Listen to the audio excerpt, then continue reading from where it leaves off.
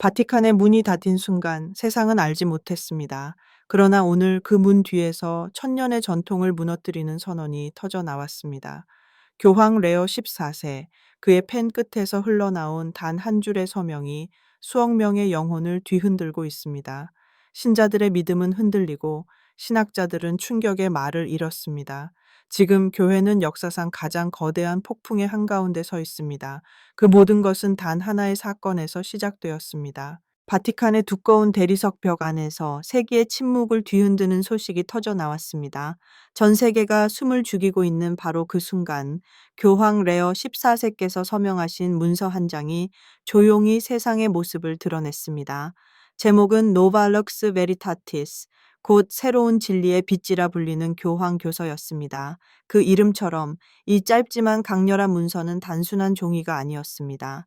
그것은 천년 넘게 이어져 온 전통의 문을 열어젖히고 흔들릴 것 같지 않던 교리의 기둥을 움직이는 서곡이었습니다.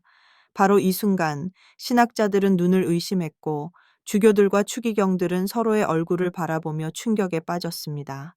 언론인들은 숨가쁘게 타전했고 무엇보다 수천만 명의 가톨릭 신자들은 자신들이 알던 교회가 새로운 시대의 문턱에 서 있음을 직감했습니다. 사람들은 말합니다. 발밑의 땅은 흔들리지 않았지만 영혼 깊은 곳에서 지진이 일어났다고. 그렇습니다. 눈에는 보이지 않지만 영혼의 지진은 현실보다 더 크게 우리를 뒤흔듭니다. 노바 럭스 베리타티스가 공표된 날, 바티칸의 공기는 묘하게 무거우면서도 한 줄기 빛으로 가득했습니다. 교황의 서명이 담긴 그 순간 수많은 사람들이 오랫동안 지켜온 질문 하나가 다시 고개를 들었습니다. 교회는 변할 수 있는가? 수세기 동안 변하지 않는다는 것이 교회의 힘이자 안정이었습니다. 그러나 레오 14세는 바로 그 변하지 않음의 상징 위에 붓을 들어 자비의 색깔로 다시 그려 넣으셨습니다. 문서는 단호하게 선언했습니다. 하느님의 얼굴은 자비이며 그분의 사랑은 어떤 인간의 언어와 전통보다 크다. 이 한 문장은 교회 역사 속에서 가장 과감한 선언 중 하나로 남을 것입니다. 왜냐하면 여기에는 오랜 세월 절대적 진리라 여겨졌던 가르침을 다시 바라보겠다는 용기와 그 진리를 자비의 비단에서 새롭게 해석하겠다는 결단이 담겨 있기 때문입니다. 바티칸의 복도에서는 속삭임이 끊이지 않았습니다. 어떤 이는 눈물을 흘렸습니다. 기쁨의 눈물이었습니다. 하느님의 사랑이 더 크다는 확신에 마음이 벅차올랐기 때문입니다. 그러나 또 다른 이는 깊은 두려움에 사로잡혔습니다. 만약 우리가 지켜온 교리가 흔들린다면 교회는 어디로 흘러가게 되는가? 교황의 결정은 단순한 개혁이 아니었습니다. 그것은 교회 내부의 균열을 드러내는 동시에 새로운 길을 여는 천둥 같은 울림이었습니다. 세계 곳곳의 신학교에서는 수업이 멈췄습니다. 교수들과 학생들은 긴급 토론에 들어갔습니다. 어떤 이는 성령께서 주시는 새로운 오순절의 바람이라며 환호했고, 어떤 이는 전통을 배반한 위험한 도박이라며 목소리를 높였습니다. 신학 강의실마다, 수도원 식당마다, 본당 신자들의 모임마다 논쟁의 불꽃이 튀었습니다. 그러나 그 논쟁의 한가운데에는 늘 같은 질문이 자리 잡고 있었습니다. 하느님은 진정 어떤 분이신가? 심판의 주님이신가? 아니면 자비의 아버지이신가? 언론은 이를 두고 영적 쓰나미라고 불렀습니다. TV 화면에는 세계 각지의 신자들이 인터뷰에 응하는 모습이 비쳤습니다. 어떤 이는 눈시울을 붉히며 드디어 교회가 우리 삶의 고통을 이해해 주었다고 말했고, 어떤 이는 고개를 젓으며 이것은 위험한 착각이라고 단언했습니다. 거리의 카페에서도, 온라인 포럼에서도, 심지어 가족의 저녁 식탁에서도 이 이야기는 빠지지 않고 오르내렸습니다. 전 세계 가톨릭 가정의 중심에 바티칸의 작은 문서 하나가 들어와 있었던 것입니다.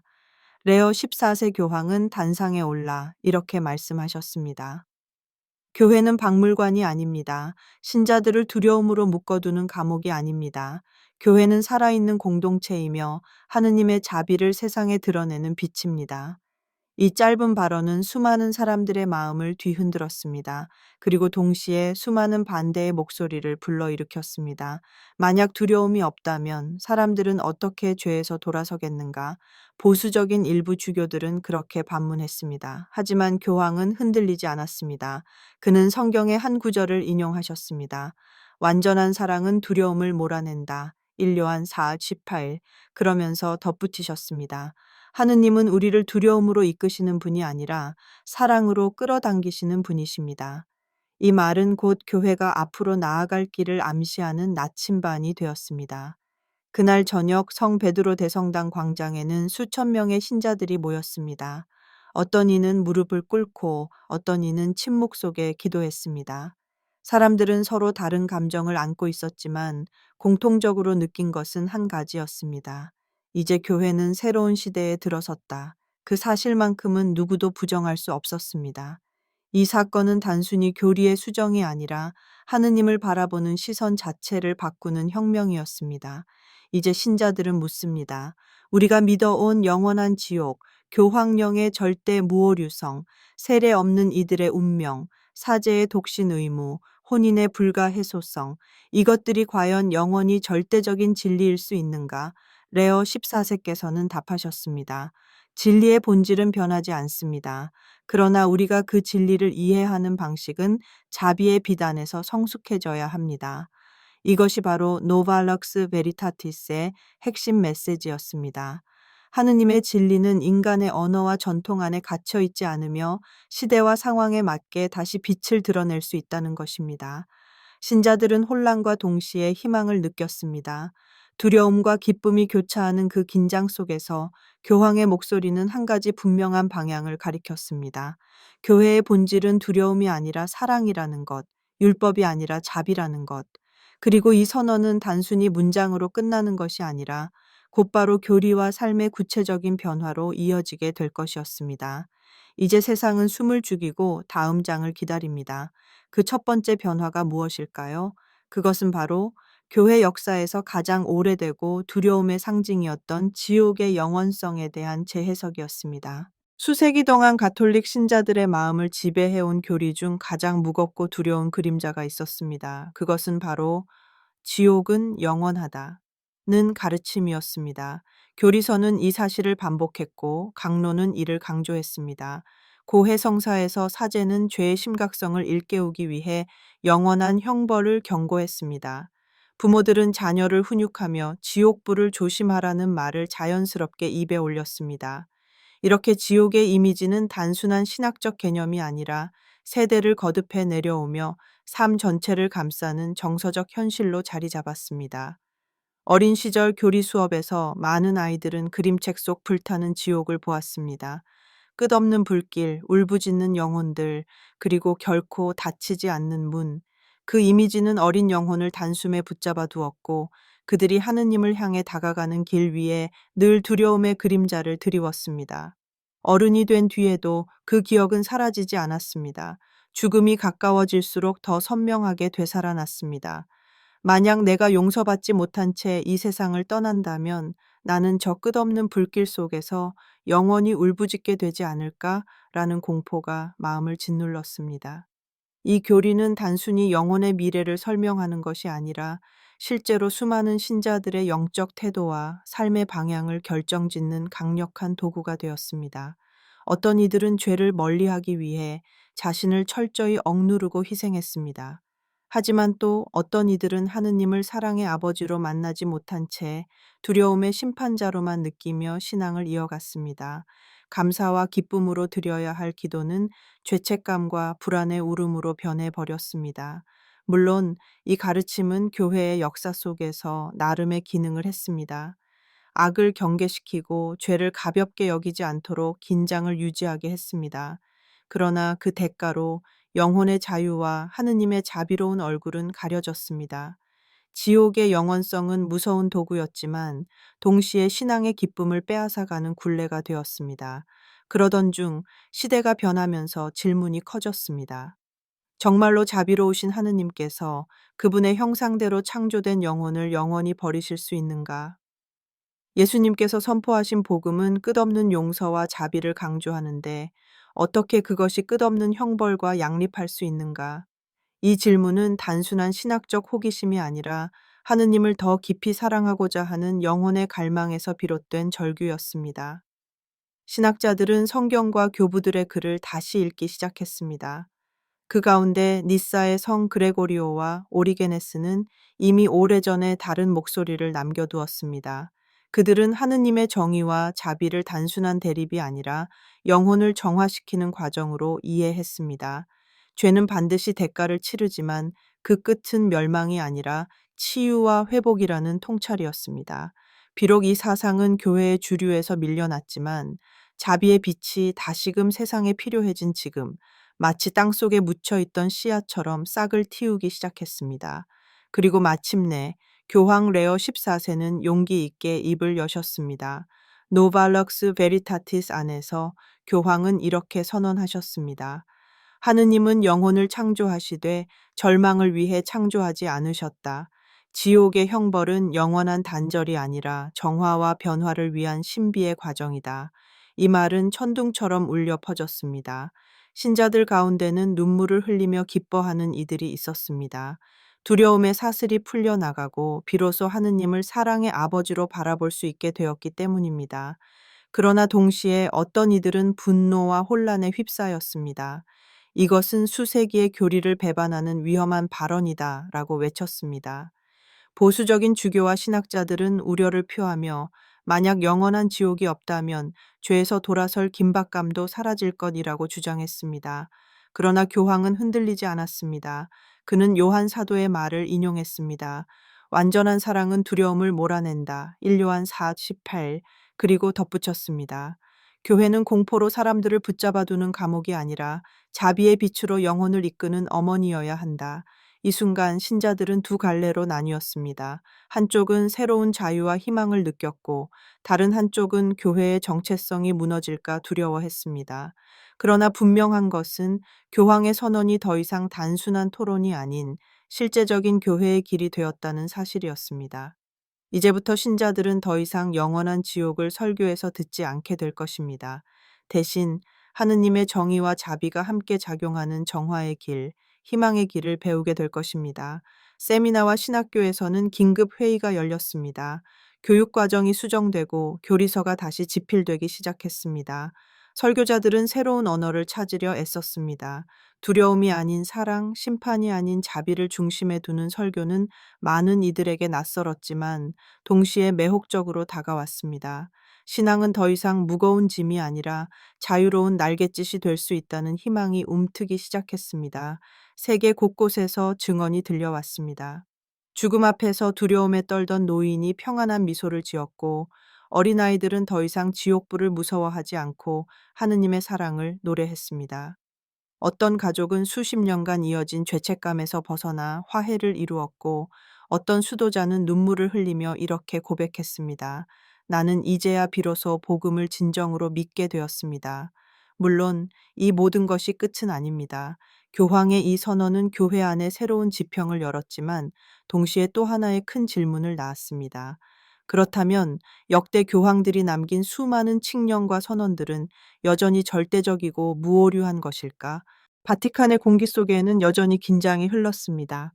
교황 레오 14세가 지옥의 영원성에 대해 내린 선언이 전 세계 신자들의 심장을 뒤흔든 지 불과 며칠 또 하나의 파문이 이어졌습니다. 그것은 교회 권위의 근본을 건드리는 문제, 곧 교황 칙령의 절대 무오류성에 대한 재해석이었습니다. 가톨릭 신자들에게 교황의 말은 단순한 지도자의 말이 아니었습니다. 그것은 곧 하느님의 목소리로 여겨졌습니다. 수세기 동안 교황이 발표한 칙령과 회칙, 선언은 성경 다음으로 신앙의 방향을 정하는 절대적 기준이었습니다. 많은 이들에게 교황의 서명은 곧 끝난 이야기였고 그 누구도 다시 질문하거나 수정할 수 없는 절대적 진리였습니다. 그러나 이러한 전통은 때때로 무거운 짐이 되기도 했습니다. 어떤 칙령은 시대의 필요와 맥락 속에서 내려졌지만 시간이 지나면서 더 이상 오늘의 현실과 맞지 않는 경우가 생겼습니다. 그럼에도 불구하고 무조건 복종해야 한다는 인식은 신자들을 침묵 속에 머무르게 했습니다. 교회의 역사는 살아있는 영혼의 역사라기보다는 돌에 새겨진 규범의 박물관처럼 느껴지기도 했습니다. 레오 14세 교황은 바로 이 지점을 정면으로 바라보셨습니다. 노발럭스 베리타티스 안에서 그는 단호히 말씀하셨습니다. 교황 칙령은 언제나 존중되어야 하지만 그것이 곧 하느님의 무한한 자비와 동일시될 수는 없다. 역사의 문서들은 시대와 상황에 따라 해석되어야 하며 교회의 진리는 자비의 비단에서 새롭게 드러나야 한다. 이 선언은 교회 안에 또 다른 영적 지진을 일으켰습니다. 추기경단 안에서도 긴급 회의가 열렸습니다. 어떤 이는 두 손을 떨며 말했습니다. 교황의 권위가 무너지면 교회의 기둥이 흔들립니다. 반면 또 다른 이는 조용히 고개를 끄덕이며 속삭였습니다. 이것이야말로 복음의 본질, 자비의 진리를 향한 귀환입니다. 전 세계 신자들의 반응도 극명히 갈렸습니다. 어떤 보수적인 신자들은 혼란에 빠져 성당 앞에서 눈물을 흘리며 항의 기도를 드렸습니다. 반대로 젊은 세대와 진보적인 신학자들은 환호했습니다. 이제 드디어 교회가 살아 숨쉬는 공동체로서 목소리를 내는구나. 그들에게 교황의 선언은 교회의 권위를 무너뜨린 것이 아니라 오히려 더 진실한 권위를 회복한 사건으로 여겨졌습니다. 수도원 식당에서도 이 문제는 빠지지 않고 논의되었습니다. 수녀 한 분은 이렇게 고백했습니다. 우리는 너무 오랫동안 문서와 규정 속에 하느님을 가두어 두었습니다. 하지만 주님은 문서가 아니라 사랑 속에서 드러나십니다. 이 고백은 많은 이들의 눈시울을 붉히게 했습니다. 레오 14세 교황은 이 변화가 곧 혼란을 가져올 것을 알고 계셨습니다. 그러나 그는 두려워하지 않았습니다. 오히려 단상 위에서 이렇게 말씀하셨습니다. 무오류성이란 인간의 단어와 문장을 절대화하는 것이 아니라 성령께서 교회를 인도하신다는 확신을 가리킵니다. 교회는 두려움 속에서 돌처럼 굳어 있는 공동체가 아니라 자비 속에서 살아 움직이는 공동체입니다. 이 발언은 사람들의 가슴속 깊은 곳을 흔들었습니다. 교황은 권위를 약화시키려는 것이 아니라 오히려 권위를 그 본래 자리로 되돌려 놓으려 한 것이었습니다. 권위란 명령과 강제가 아니라 복음의 빛을 비추고 자비로 영혼을 이끄는 힘이라는 메시지였습니다. 그날 밤 성 베드로 대성당 광장에는 수천 명의 신자들이 모였습니다. 그들은 촛불을 들고 기도하며 새로운 길 앞에 선 교회를 위해 간구했습니다. 어떤 이는 혼란스러워했고 어떤 이는 희망에 벅차 있었습니다. 그러나 모두가 알고 있었습니다. 교회의 역사에 또 하나의 전환점이 새겨졌다는 것을. 세미나와 신학교의 교재들은 다시 집필되기 시작했습니다. 학생들은 이제 교황 칙령을 문자 그대로가 아니라 역사적 맥락과 자비의 빛 속에서 읽도록 배웠습니다. 이것은 신학 교육의 패러다임을 바꾸는 사건이었습니다. 신앙은 더 이상 과거의 문장에 묶여 있는 것이 아니라 오늘의 삶 속에서 살아있는 하느님의 목소리를 듣는 여정으로 바뀌어 갔습니다. 물론 반대의 목소리도 거셌습니다. 몇몇 주교들은 이 길은 상대주의로 흐를 수 있다고 경고했습니다. 그러나 교황은 답하셨습니다.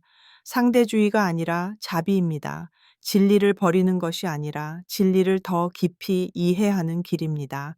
이 단호한 말씀은 사람들의 마음을 가르듯이 동시에 위로하듯이 울려 퍼졌습니다. 시간이 흐르면서 점차 많은 신자들이 깨닫기 시작했습니다. 교황의 선언은 권위를 무너뜨린 것이 아니라 오히려 권위를 자비와 사랑의 자리로 되돌려 놓은 것이었습니다. 교회는 더 이상 돌로 된 박물관이 아니라 성령의 바람 속에서 숨쉬는 살아있는 공동체라는 확신이 서서히 자리 잡아갔습니다. 그리고 이 모든 과정은 하나의 새로운 질문으로 이어졌습니다. 그렇다면 세례를 받지 못한 사람들은 어떻게 되는가? 그들도 구원받을 수 있는가? 오랫동안 교회는 한 가지 분명한 가르침을 전해왔습니다. 세례를 받지 못한 영혼은 구원에서 제외된다. 이 말은 교리서에도 적혀 있었고 강론에서도 되풀이되었습니다. 신자들은 이 가르침을 절대적인 진리로 받아들였습니다. 그 결과 수많은 가정에서 눈물이 흘렀습니다. 태어나자마자 세례를 받지 못하고 세상을 떠난 아기, 먼 지역에서 복음을 듣지 못하고 살아간 이들, 다른 문화와 전통 속에서 선하게 살았던 수많은 사람들, 그들의 운명은 오직 하나, 하느님 나라밖에 남겨진다는 것이었습니다. 이 가르침은 신자들에게 깊은 상처를 남겼습니다. 특히 아이를 잃은 부모들에게는 견디기 힘든 절망이었습니다. 내 아이는 왜 하느님의 얼굴을 보지 못하는가? 이 질문은 수세기 동안 수많은 어머니들의 가슴을 찢어 놓았습니다. 지옥의 두려움이 신자들을 올감했다면 세례 없는 이들의 운명은 영혼을 울게 만드는 또 다른 굴레였습니다. 사람들은 하느님의 자비를 믿으면서도 동시에 그분의 사랑이 왜 이렇게 좁게 한정되는지 이해하지 못했습니다. 정말로 무죄한 아이까지도 하느님은 외면하실까? 라는 물음은 교회 안에서 오래도록 금기시되었지만 결코 사라지지 않았습니다. 신학자들은 이 문제를 두고 오랜 시간 토론했습니다. 림보라는 개념이 그 답이 되기도 했습니다. 세례를 받지 못한 이들이 지옥은 아니지만 천국에도 들어가지 못하는 중간 상태에 머문다는 설명이었습니다. 그러나 이 개념은 많은 신자들의 마음을 위로하기에는 부족했습니다. 하느님은 왜 당신의 자비를 절반만 베푸시는가? 라는 물음이 계속해서 따라붙었기 때문입니다. 마침내 노발럭스 베리타티스 안에서 교황 레오 14세는 이 오래된 상처에 자비의 빛을 비추셨습니다. 교황은 단호하게 선언하셨습니다. 세례는 은총의 문이지만 그것이 하느님의 자비를 가두는 울타리가 될 수는 없다. 하느님은 성사보다 크시며 인간의 조건보다 더 넓으시다. 세례받지 못한 영혼도 구원의 길 안에 있다. 이 말씀은 폭풍처럼 퍼져 나갔습니다.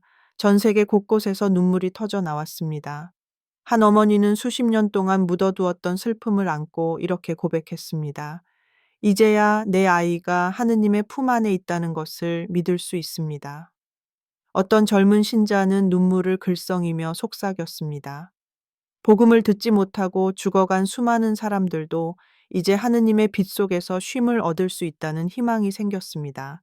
물론 반대의 목소리도 있었습니다. 보수적인 신학자들은 이 가르침은 성사의 절대성을 약화시킨다며 강하게 우려했습니다. 만약 세례 없이도 구원이 가능하다면 세례의 필요성은 어떻게 강조할 수 있겠는가?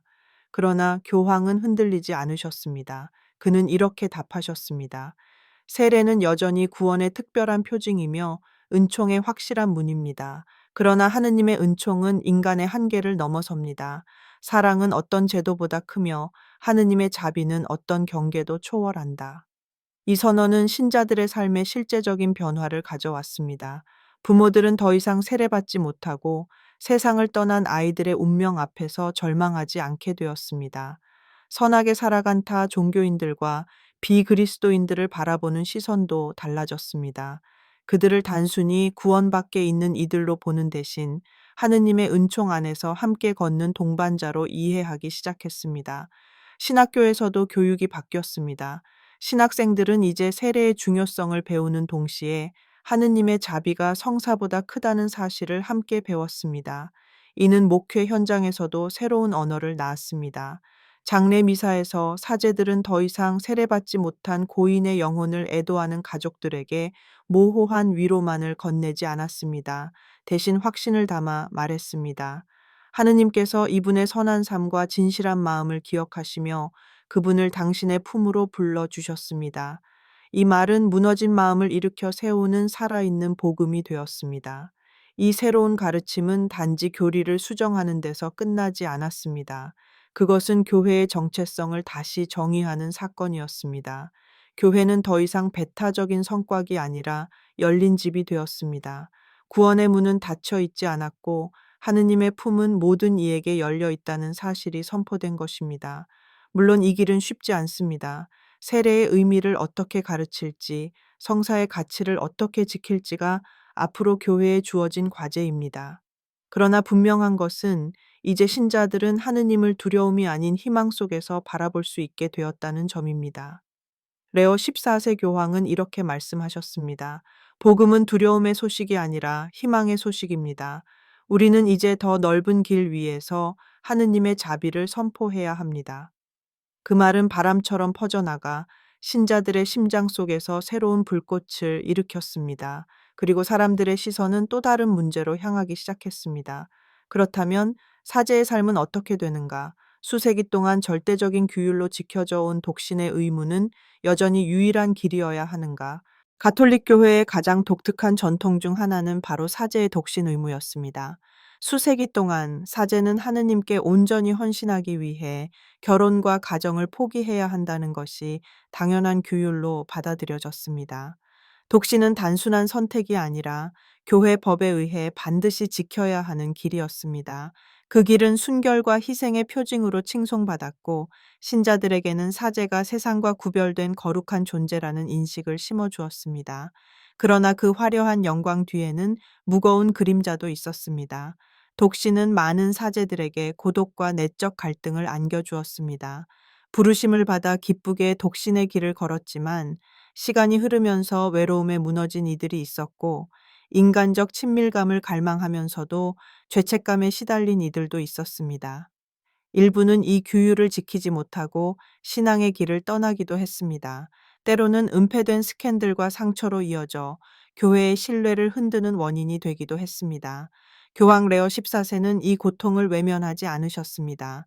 그는 수많은 사제들의 삶의 이야기를 경청하셨습니다.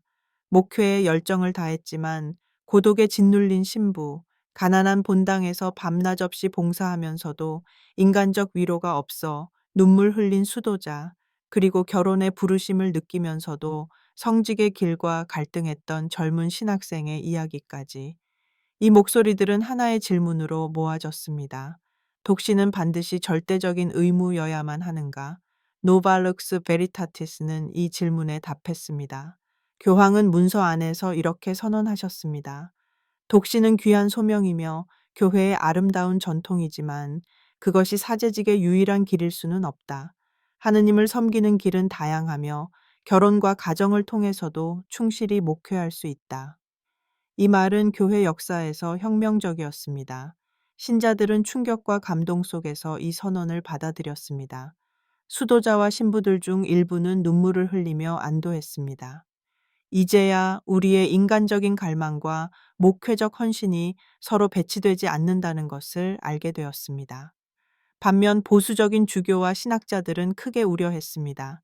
독신의 의무가 사라지면 사제직의 영성이 약화되고 세속적 가치가 침투할 것이라는 목소리였습니다. 그러나 교황은 흔들리지 않았습니다. 그는 성경 속 바오로 사도의 말씀을 인용했습니다. 각 사람은 주님께 받은 은총의 선물이 다르다. 그리고 덧붙였습니다. 독신은 여전히 귀한 선물이지만 결혼 또한 하느님의 은총이며 두 길 모두 성스러운 봉헌의 삶이다. 이 선언은 곧 교회 현장에서 실질적인 변화를 일으켰습니다. 신학교에서는 이제 신학생들에게 독신과 결혼이라는 두 가지 길을 자유롭게 분별하도록 가르치기 시작했습니다. 어떤 이는 전통적인 독신의 길을 선택했고 또 어떤 이는 가정과 함께 목회할 가능성을 기도 속에서 탐색했습니다. 본당에서도 사제가 더 이상 세상과 완전히 단절된 사람으로만 보이지 않고 신자들과 같은 인간적인 삶의 기쁨과 고통을 나누는 이웃으로 받아들여졌습니다. 특히 가정 목회가 달라졌습니다. 결혼 생활의 어려움과 기쁨을 함께 체험한 사제들은 신자들에게 더 실질적인 조언과 위로를 건넬 수 있었습니다. 신부님은 결혼을 안 해보셨으니 몰라요 라는 말이 점점 사라지고 사제의 말이 더욱 현실적인 울림으로 다가왔습니다. 물론 이 변화는 시간이 필요합니다.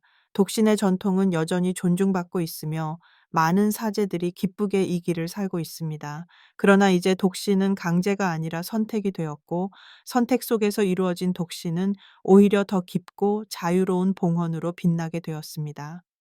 교회의 규율이 사랑과 자유 안에서 재해석되면서 교회의 모습도 더 인간적이고 자비로운 공동체로 변화해 갔습니다. 이 변화는 단순히 사제직의 형태를 바꾸는 것이 아니라 교회의 근본적인 질문으로 이어졌습니다. 그렇다면 결혼의 성사와 가정의 삶은 어떻게 이해되어야 하는가? 교회가 오랫동안 지켜온 혼인의 불가해소성, 곧 이혼의 절대적 금지는 여전히 지켜져야 하는가? 혼인은 가톨릭 교회가 가장 신성하게 지켜온 성사 가운데 하나였습니다. 교회는 수세기 동안 혼인은 하느님께서 맺어주신 것이므로 결코 끊을 수 없다고 가르쳐 왔습니다. 부부는 죽음이 우리를 갈라놓을 때까지 서로에게 충실해야 하며 그 결합은 절대적으로 불가해소적이라는 것이 교회의 공식적 입장이었습니다. 이 가르침은 많은 이들에게 혼인의 신성함을 일깨워 주었고 가정을 지켜내는 힘이 되기도 했습니다. 그러나 이 아름다운 이상 뒤에는 수많은 고통의 현실이 있었습니다. 가정 폭력 속에서 상처 입은 배우자, 더 이상 존중과 사랑이 없는 관계 속에서 절망하는 부부, 그리고 아이들 앞에서 매일 눈물을 흘려야 했던 부모들, 그들에게 혼인은 끊을 수 없다는 교회의 가르침은 위로가 아니라 때로는 족쇄처럼 느껴졌습니다. 어떤 신자들은 교회의 규율을 지키기 위해 평생을 고통 속에 살았고, 어떤 이는 어쩔 수 없이 신앙을 떠나기도 했습니다. 노발럭스 베리타티스에서 교황 레오 14세는 이 고통을 외면하지 않으셨습니다. 그는 문서 안에서 이렇게 말씀하셨습니다. 혼인의 불가해소성은 여전히 이상으로서 존중되지만 그것이 고통과 억압의 굴레가 되어서는 안 된다. 하느님은 사랑이시며 사랑 없는 결합을 무조건 강요하는 분이 아니시다. 이 선언은 전 세계 신자들의 마음을 뒤흔들었습니다. 수많은 가정에서 눈물이 터져 나왔습니다. 오랫동안 혼인 파탄 속에서 신앙을 지키려 애써왔던 신자들은 새로운 희망을 보았습니다. 교회가 드디어 현실의 고통을 바라보고 자비의 눈으로 함께 걸어주고 있다는 사실은 그들에게 위로와 용기를 주었습니다. 한 여성 신자는 이렇게 고백했습니다. 저는 남편의 폭력 속에서 수십 년을 살았습니다. 교회는 항상 이혼은 절대 안 된다고 했습니다. 하지만 이제 교황님의 말씀으로 하느님께서 저를 단순히 법으로만 묶어두시는 분이 아니라는 것을 알게 되었습니다. 하느님은 저의 눈물 속에서도 함께 계셨습니다. 물론 반대의 목소리도 있었습니다. 보수적인 주교들과 신학자들은 강하게 반발했습니다. 혼인의 불가해소성은 예수님께서 친히 말씀하신 복음의 진리이다. 이를 약화시키는 것은 교회의 기초를 흔드는 것이다. 그러나 교황은 흔들리지 않으셨습니다. 그는 이렇게 답하셨습니다. 예수님의 말씀은 혼인을 존중하라는 부르심이지 억압 속에서도 무조건 결합을 유지하라는 명령이 아니다. 복음의 핵심은 율법이 아니라 자비이다. 이 변화는 교회 공동체에 실제적인 영향을 미쳤습니다. 본당의 사제들은 이제 부부의 갈등을 단순히 절대 이혼 불가라는 말로 막지 않았습니다. 대신 그들의 이야기를 경청하고 상황에 맞는 동반을 제공했습니다. 교회는 가정을 지키는 이상을 여전히 가르쳤지만 동시에 깨어진 현실 속에서 신자들이 절망하지 않도록 품어주기 시작했습니다. 신학교의 교육도 바뀌었습니다. 미래의 사제들은 혼인의 성사적 의미를 배우는 동시에 자비의 목회적 적용을 함께 배우게 되었습니다. 이제 그들은 고통 속의 부부에게 당신은 죄인이다 라고 단죄하는 대신 하느님은 여전히 당신과 함께 계시며 새로운 길을 열어주신다 라고 위로할 수 있게 되었습니다. 신자들의 반응은 극적이었습니다. 많은 이들이 오랜 죄책감에서 벗어나 다시 성당으로 돌아왔습니다. 아이들도 교회의 품에서 더 이상 부모의 이혼 때문에 낙인 찍히지 않고 하느님의 사랑 안에서 존중받을 수 있었습니다. 교회의 새로운 언어는 상처 입은 이들에게 희망이 되었고 신앙을 떠난 이들에게 다시 다가가는 다리가 되었습니다. 물론 이 새로운 가르침이 모든 문제를 해결하는 것은 아니었습니다. 여전히 교회는 혼인의 신성을 지켜야 했고 혼인 서약의 의미를 가볍게 여기지 않도록 교육해야 했습니다. 그러나 이제 교회는 과거처럼 단순히 법을 앞세우지 않고 자비의 눈으로 사람들을 바라보기 시작했습니다. 교황 레오 14세의 선언은 교회를 더욱 인간적이고 자비로운 공동체로 변화시켰습니다. 교회는 더 이상 차갑게 규율을 들이대는 재판관이 아니라 상처 입은 자와 함께 우는 어머니로서 모습을 드러냈습니다. 그리고 사람들은 또 다른 질문 앞에 서게 되었습니다. 그렇다면 교회 안에서의 권위와 순명은 어떻게 이해해야 하는가? 수세기 동안 절대적이라고 여겨졌던 성직자에 대한 무조건적 복종은 여전히 지켜져야 하는가? 가톨릭 교회는 오랫동안 순명 오베디엔치아를 핵심 미덕으로 가르쳐 왔습니다.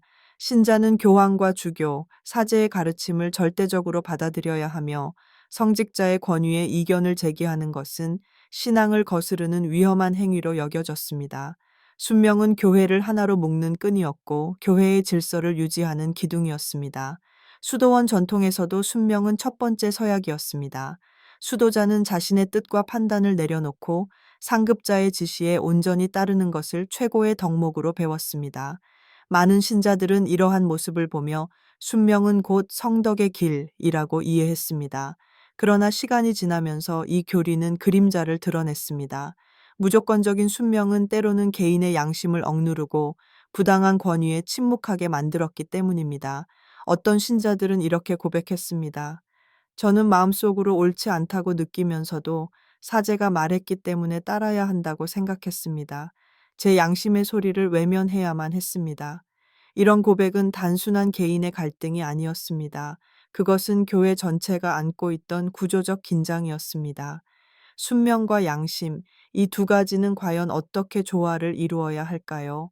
노발럭스 베리타티스 안에서 교황 레오 14세는 이 물음에 답하셨습니다. 그는 단호하게 선언하셨습니다. 순명은 여전히 중요한 가치이지만 그것이 맹목적 복종이 되어서는 안 된다. 참된 순명은 사랑과 정의 안에서 이루어지는 것이며 각 신자는 자기 양심의 소리에 귀 기울일 권리와 책임이 있다. 이 말은 교회의 전통을 뒤흔드는 듯 보였지만 동시에 신자들의 마음을 해방시키는 복음의 메시지로 다가왔습니다. 교황은 권위를 무너뜨리려는 것이 아니었습니다. 오히려 권위를 더 참되게 회복하려 했습니다. 권위란 지배가 아니라 봉사이며 두려움이 아니라 신뢰 안에서 이루어져야 한다는 것이었습니다. 많은 신자들이 눈물을 흘렸습니다. 오랫동안 침묵 속에 묻어두었던 양심의 목소리가 이제 교회 안에서 존중받게 되었기 때문입니다. 신자들은 더 이상 성직자가 말했으니 그대로 따라야 한다는 강요에 묶여 있지 않았습니다. 대신 하느님의 말씀과 사랑을 기준으로 자신이 옳다고 믿는 길을 자유롭게 분별할 수 있게 되었습니다. 물론 반대의 목소리도 있었습니다.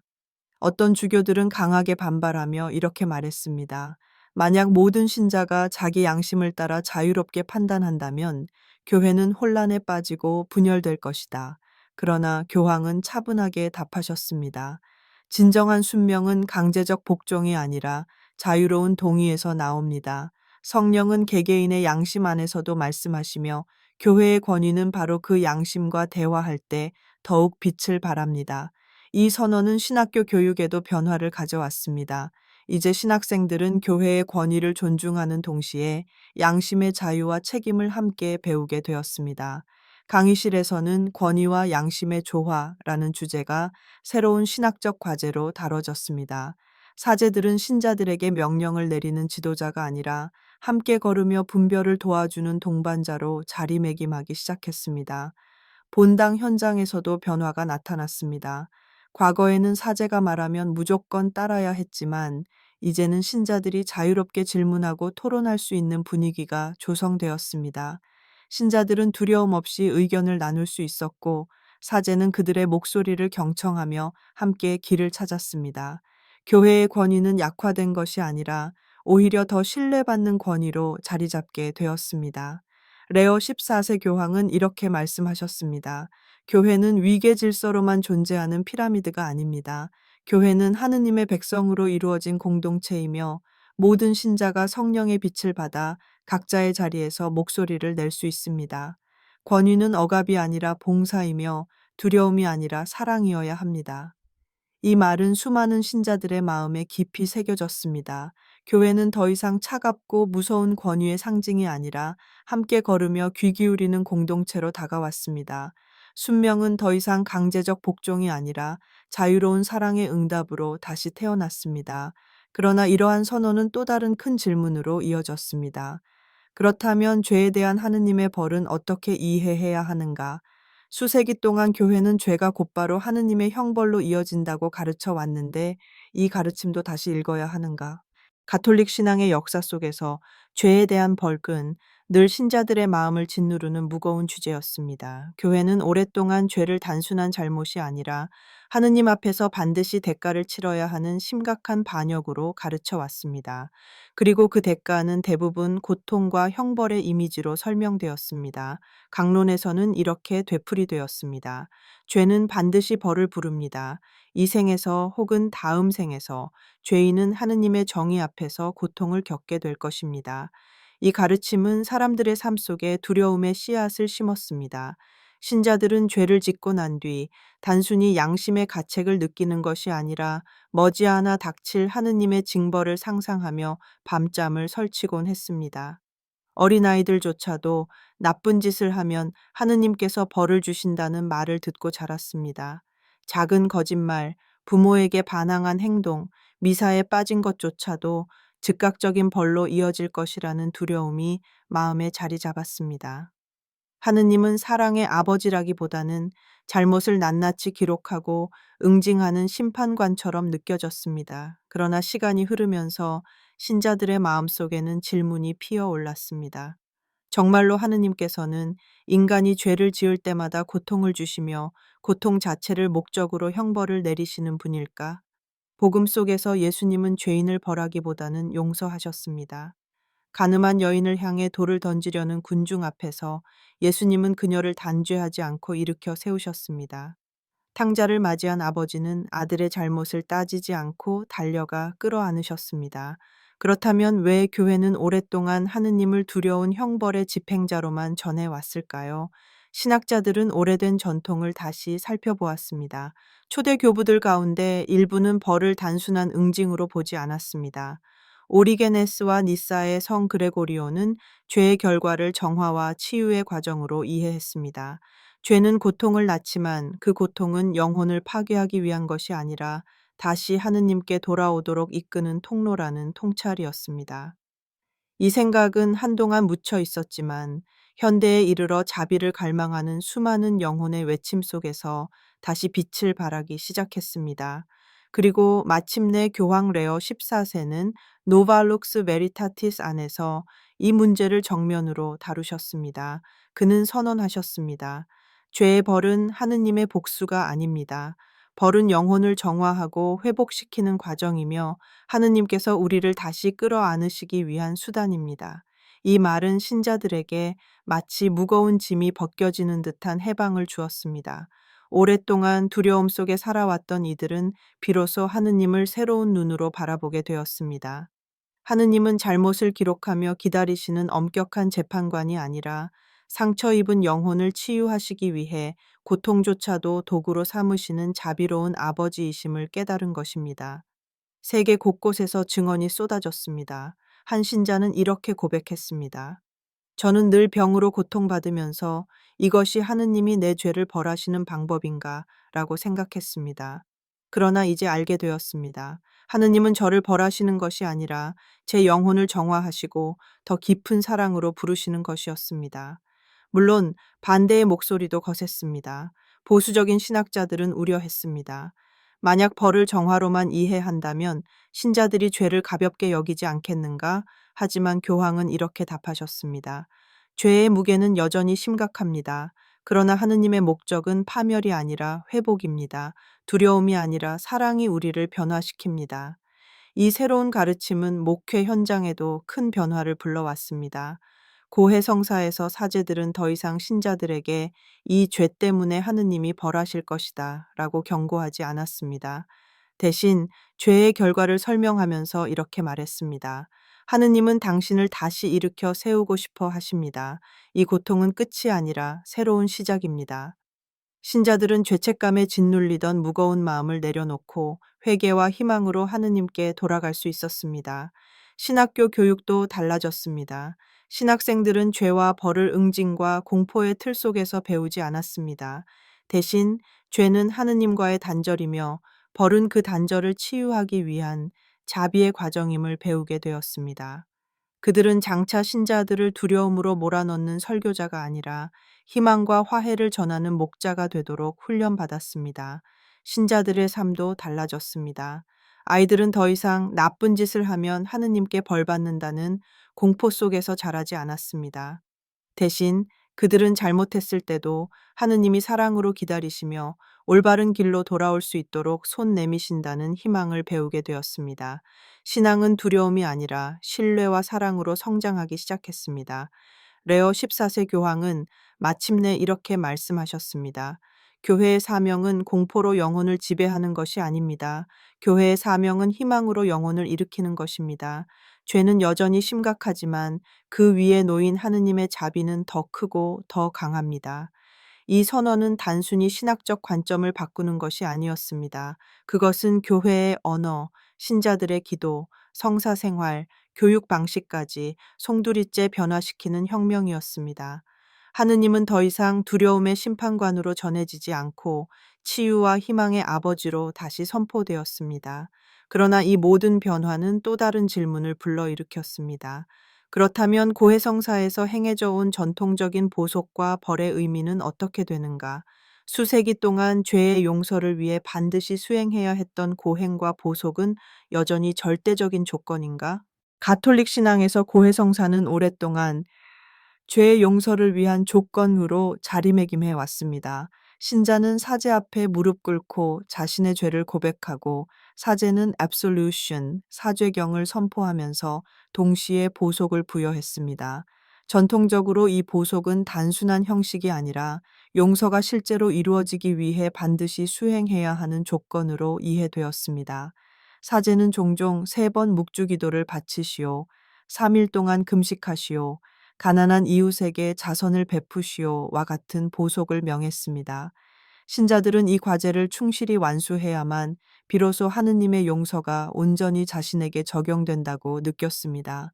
그렇지 않으면 용서는 미완성으로 남는 것처럼 두려워했습니다. 이러한 전통은 분명 신자들에게 깊은 훈련의 길을 열어주었습니다. 기도, 금식, 자선은 모두 영적 성장에 유익했습니다. 그러나 동시에 보속은 종종 형벌적인 성격으로 변질되었습니다. 어떤 신자들은 이렇게 말했습니다. 저는 죄를 고백했지만 여전히 하느님께서 저를 용서하지 않으셨을까 두려워요. 왜냐하면 사제가 내린 보속을 제대로 수행하지 못했기 때문이에요.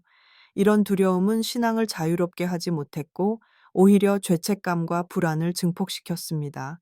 노발룩스 베리타티스 안에서 교황 레오 14세는 이 문제를 똑바로 바라보셨습니다. 그는 선언하셨습니다. 보속은 은총을 얻기 위한 조건이 아니라 은총에 응답하는 자유로운 행위이다. 하느님의 용서는 인간의 노력에 달려 있지 않다. 오직 자비와 사랑으로 주어진다. 이 말씀은 수많은 신자들에게 해방과도 같았습니다. 죄를 고백한 후에도 불안에 시달리던 영혼들이 드디어 안식의 숨을 내쉴 수 있었습니다. 하느님의 용서는 더 이상 조건부 약속이 아니었습니다. 그것은 회개하는 마음 속에 이미 부어지는 자비였습니다. 보속은 그 자비에 감사하여 행하는 응답일 뿐 용서를 사기 위한 거래가 아니었습니다. 세계 곳곳의 신자들은 눈물을 흘리며 감사의 기도를 올렸습니다. 한 노인은 이렇게 고백했습니다. 저는 평생 동안 보속을 다 채우지 못할까 두려워했습니다. 하지만 이제 압니다. 하느님은 이미 저를 용서하셨고 제가 드리는 기도와 자선은 그 용서에 대한 사랑의 응답일 뿐이라는 것을. 물론 반발도 있었습니다. 보수적인 성직자들은 우려했습니다. 만약 보속의 의무를 완화한다면 신자들이 죄를 가볍게 여기지 않겠는가, 성사의 훈련적 가치가 무너질 것이다. 그러나 교황은 흔들리지 않으셨습니다. 그는 차분히 말씀하셨습니다. 죄의 용서는 조건이 아니라 선물이다. 선물은 거래가 아니며 사랑은 강제가 아니다. 보속은 여전히 영적 성장에 유익하지만 그것은 자유와 사랑 속에서 이루어져야 한다. 이 가르침은 고해성사의 분위기를 완전히 바꾸어 놓았습니다. 고해소에서 신자들은 더 이상 떨리는 목소리로 하느님께서 나를 벌하지 않으실까를 묻지 않았습니다. 대신 눈물을 흘리며 하느님께서 이미 저를 용서하셨다는 확신 속에서 감사의 고백을 드릴 수 있었습니다. 사제들도 이전처럼 형벌적 보속을 내리는 대신 신자들의 삶에 맞는 실제적이고 영적인 조언을 건넸습니다. 신학교의 교육도 변화했습니다. 신학생들은 이제 보속을 용서의 조건이 아니라 은총의 응답으로 배우게 되었습니다. 그들은 장차 신자들을 두려움에 가두는 사제가 아니라 자비의 확신을 심어주는 사제가 되도록 준비되었습니다. 가정에서도 변화가 나타났습니다. 아이들은 더 이상 벌을 받아야 용서받는다는 사고 속에서 자라지 않았습니다.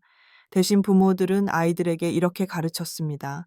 네가 잘못했을 때 하느님은 벌을 내리시는 분이 아니라 네가 돌아오기를 기다리시는 분이시란다.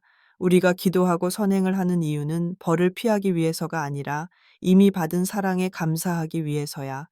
이 언어의 변화는 아이들의 신앙을 두려움이 아니라 희망 속에서 자라게 했습니다. 레어 14세 교황의 선언은 교회의 정체성을 다시 세웠습니다.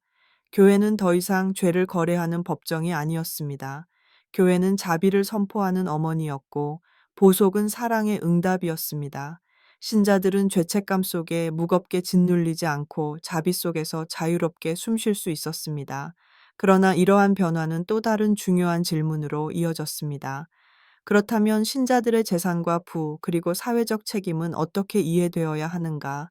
교회는 오랫동안 가난을 미덕으로 부를 위험으로 가르쳐 왔는데 오늘날의 복잡한 현실 속에서 이 교리는 어떻게 다시 읽혀야 하는가? 가톨릭 교회의 오랜 전통 속에서 부와 재산은 늘 양면성을 지닌 주제였습니다. 교회는 한편으로 가난을 그리스도를 따르는 이상으로 가르쳤습니다. 낙타가 바늘귀로 들어가는 것이 부자가 하늘나라에 들어가는 것보다 쉽다는 성경 말씀은 수세기 동안 강론에서 반복되었고, 신자들에게는 부는 위험하고 가난은 거룩하다는 인식이 깊게 자리 잡았습니다. 수도자들은 재산을 버리고 청빈의 서약을 하며 가난을 통해 하느님께 더 가까이 다가간다고 믿었습니다. 그러나 다른 한편, 부와 재산은 현실에서 무시할 수 없는 삶의 조건이었습니다. 가족을 돌보아야 하고 공동체를 유지해야 하며 교회조차 재정과 재산을 통해 사명을 지속해 왔습니다. 이 모순은 늘 신자들에게 질문을 던졌습니다. 과연 부는 언제나 죄의 원천인가? 아니면 선을 위한 도구가 될 수 있는가? 오랫동안 교회의 답은 대체로 부정적이었습니다. 탐욕과 축적은 죄의 씨앗으로 여겨졌고 부자는 자주 의심과 비판의 시선을 받았습니다. 하지만 현실은 단순하지 않았습니다. 어떤 부자 신자들은 재산을 통해 학교를 세우고 병원을 지으며 가난한 이웃을 도왔습니다. 또 어떤 이들은 자신의 부를 공동체 전체의 선익을 위해 아낌없이 내어놓았습니다. 이들의 삶은 부는 곧 죄라는 단순한 공식으로 설명할 수 없음을 보여주었습니다. 바로 이 지점에서 노발럭스 베리타티스가 새로운 길을 제시했습니다. 교황 레오 14세는 문서 안에서 이렇게 선언하셨습니다. 재산과 부 자체는 악이 아니다. 그것은 하느님께서 맡기신 도구이다. 문제는 그 부를 어떻게 사용하느냐에 달려 있다. 부가 자기 자신만을 위한 탐욕의 수단이 될 때 그것은 죄이지만 사랑과 정의를 위한 봉사의 도구가 될 때 그것은 은총의 통로가 된다. 이 말은 신자들에게 커다란 해방을 주었습니다. 이제 부자이기 때문에 죄책감에 시달릴 필요는 없었습니다. 중요한 것은 소유가 아니라 사용이었습니다. 한 신자는 이렇게 고백했습니다. 저는 늘 제 사업이 교회에 부담이 되는 줄 알았습니다. 하지만 이제 저는 그 재산을 통해 더 많은 이웃을 도울 수 있다는 사명을 깨닫게 되었습니다. 이 선언은 사회적 책임에 대한 새로운 감각을 불러일으켰습니다. 단순히 가난을 미덕으로 삼는 것이 아니라 가진 것을 통해 세상 속에서 정의와 자비를 실현하는 길이 열렸습니다. 교황은 신자들에게 이렇게 촉구했습니다. 여러분의 재산을 움켜쥐지 말고 나누십시오. 그것은 여러분의 소유가 아니라 하느님께서 맡기신 사명입니다. 이 가르침은 본당과 공동체 곳곳에서 즉각적인 변화를 일으켰습니다. 신자들은 자신의 삶을 돌아보며 단순히 기부금의 액수를 넘어 사회 속에서 어떻게 정의를 실천할 수 있을지 고민하기 시작했습니다. 기업인 신자는 자신의 회사를 통해 정직한 노동 환경을 만들고 젊은이들에게 일자리를 제공했습니다. 농부 신자는 가난한 이웃에게 수확의 일부를 나누며 그것을 단순한 자선이 아니라 신앙의 실천으로 이해했습니다. 신학교 교육도 변화했습니다. 이제 신학생들은 단순히 가난의 이상만 배우는 것이 아니라 부와 재산의 올바른 사용을 배우게 되었습니다. 경제적 책임과 사회적 정의는 신학의 새로운 과제로 떠올랐습니다. 사제는 앞으로 신자들에게 재산을 단순히 버리라고 말하는 대신 어떻게 그것을 사랑과 정의의 도구로 사용할지를 지도할 수 있게 되었습니다.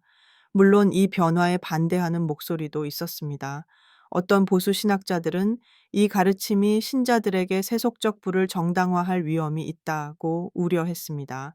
그러나 교황은 이렇게 답하셨습니다.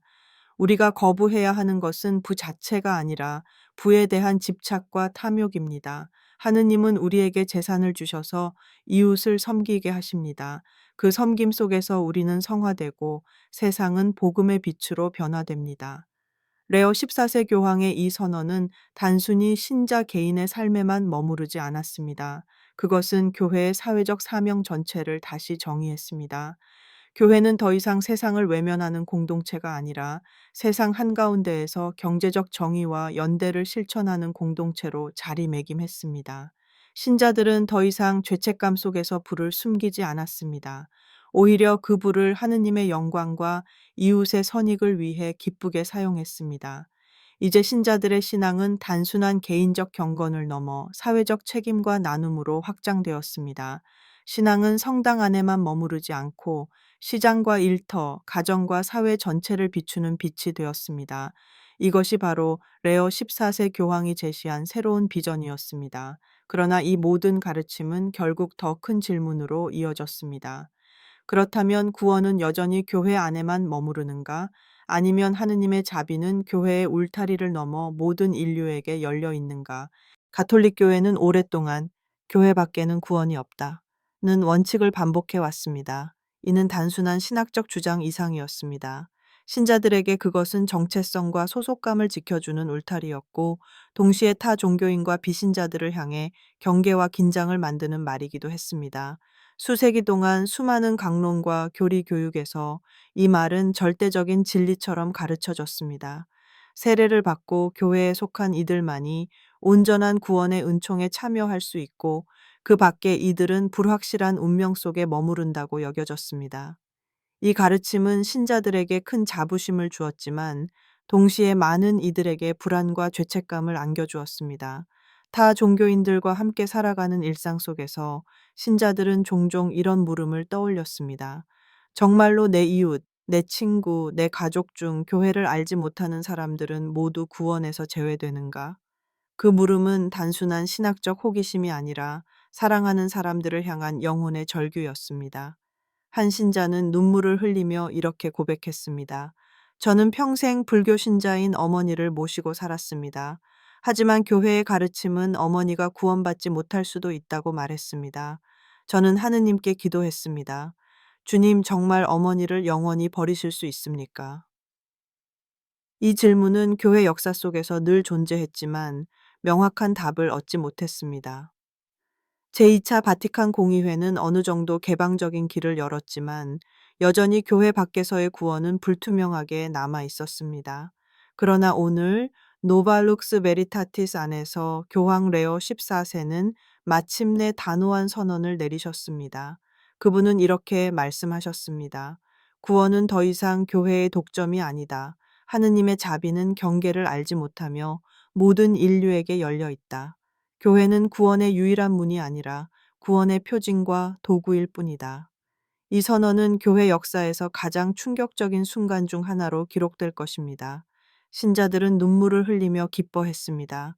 이제 그들은 사랑하는 이들이 교회 밖에 있다고 해서 절망하지 않아도 되었습니다. 타 종교인, 무신론자, 심지어 복음을 들어보지 못한 이들까지도 하느님의 자비 안에 포함된다는 희망은 전 세계의 영혼을 해방시켰습니다. 그러나 동시에 이 선언은 거대한 논쟁을 불러일으켰습니다. 보수적인 주교와 신학자들은 크게 반발했습니다. 교회의 정체성을 무너뜨리는 발언이다. 만약 교회가 구원의 독점적 통로가 아니라면 교회의 필요성은 어떻게 설명할 수 있는가? 하지만 교황은 흔들리지 않으셨습니다. 그는 차분하게 그러나 단호히 답하셨습니다. 교회의 필요성은 여전히 크다. 교회는 은총의 표징이며 복음을 선포하는 공동체이다. 그러나 하느님의 자비를 교회라는 울타리 안에만 가둘 수는 없다. 이 가르침은 선교와 대화의 방식을 근본적으로 바꾸었습니다. 더 이상 선교는 두려움에 기초한 강제적 개종이 아니었습니다. 대신 교황은 이렇게 촉구했습니다.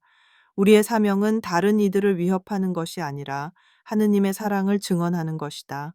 우리는 타 종교인 안에서도 성령의 자취를 발견해야 한다.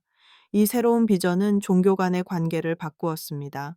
과거에는 경쟁과 배타 속에 있던 가톨릭과 다른 종교 공동체들이 이제는 함께 하느님의 정의와 평화를 위해 협력할 수 있는 가능성을 열었습니다.